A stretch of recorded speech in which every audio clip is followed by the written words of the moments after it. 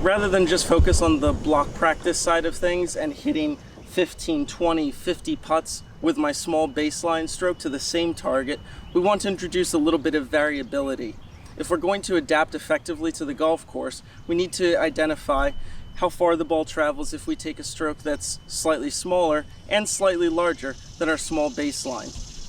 With this exercise, I'm going to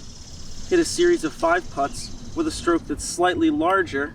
than my small baseline, and we'll notice that the golf balls travel a longer distance, not by virtue of making the tempo faster, but by making the size of the stroke larger.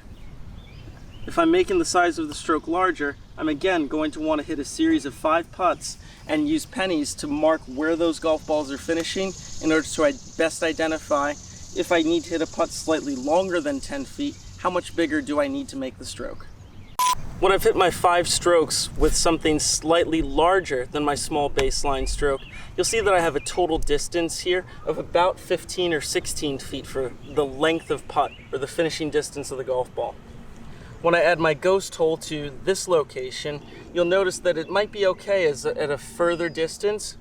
to have maybe one of the putts stop slightly short of the cup, but again, if I have good speed management, nothing's going to be traveling more than 12 to 15 inches past the cup. I'm still using the same tempo, just with a slightly larger stroke than my small baseline. And after we've explored larger strokes than my small baseline, we also want to hit a series of putts to a ghost hole with something slightly smaller. Eventually we're going to need to hit a putt shorter than 10 feet, and I want to have a good frame of reference for the size of stroke I need for something in that 5 to 6 foot window.